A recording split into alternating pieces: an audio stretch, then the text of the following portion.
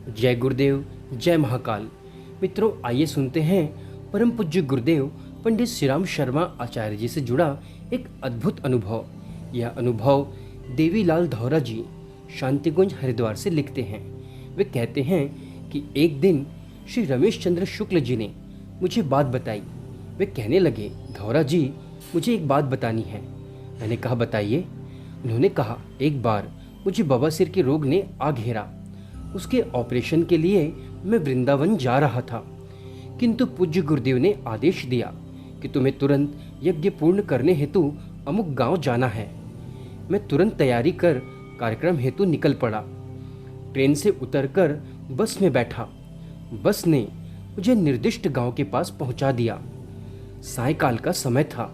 सामान अत्यधिक था।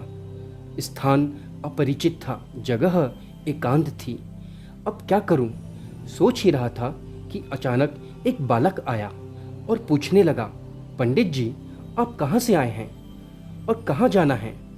मैंने बताया, मैं मथुरा से आ रहा हूँ और मुझे अमुक गांव यज्ञ कराने जाना है।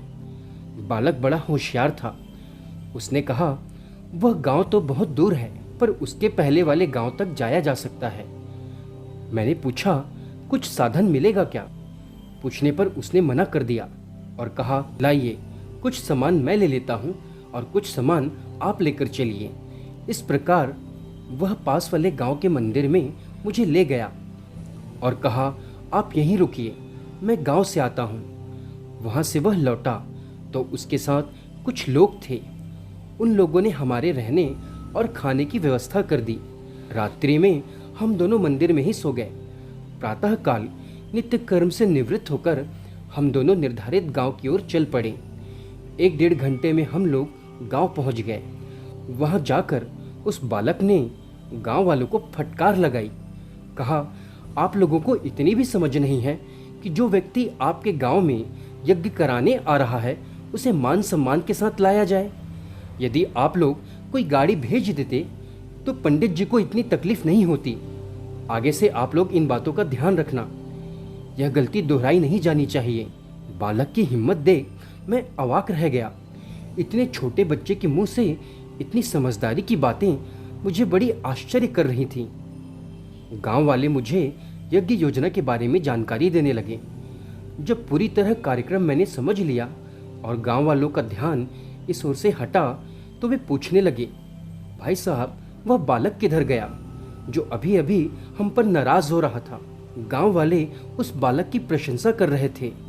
कह रहे थे कि आड़े समय में यदि वह बालक ना आता तो पंडित जी आपको भारी परेशानी उठानी पड़ती।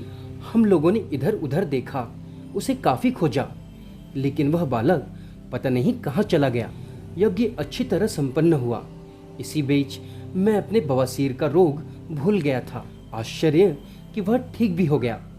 वहां से जब मैं वापस मथुरा आया और गुरुदेव को कार्यक्रम का हाल सुनाया तो वे पूछ बैठे, बेटे, रास्ते में कोई दिक्कत तो नहीं हुई? मैंने कहा, गुरुदेव, बस से उतरने के बाद मैं थोड़ा हैरान हो गया था। अनजानी जगह, अत्यधिक सामान था। मैं कहाँ जाऊँ, क्या करूँ? अभी मैं ये सब सोच ही रहा था कि इतने में एक बालक आ गया। उसने मेरी बहुत सहायता की एवं गंतव्य स्थान तक पहुँचा दिया। तब गुरुदेव ने मुस्कुराते हुए कहा, बेटे, कभी कभी ऐसा समय भी आ जाता है कि हमको बालक भी बनना पड़ता है। उनके इन बातों को सुनकर मैं उनका चेहरा आश्चर्य मिश्रित भाव से देखने लगा कि गुरुदेव क्या कह रहे थे। क्या वो बालक गुरुदेव थे? मैं बस गुरुदेव के चरणों में सिर नवा गया और मेरी आंखें भीगती हुई चली गईं। धन्य है हमारे परम पूज्य गुरुदेव, धन्य है उनकी गुरुता। मित्रों, परम पूज्य गुरुदेव अक्सर कहते थे कि आप हमारा काम कीजिए, हम आपका काम करेंगे। और लोगों के ये अनुभव भी हैं कि जिन जिन लोगों ने गुरुदेव का काम संभाला, उनका काम किया, गुरुदेव ने उनके जीवन की सारी विपत्तियां, सारी कठिनाइयां हर लीं। ऐसे थे हमारे परम पूज्य गुरुदेव। जय गुरुदेव, जय महाकाल।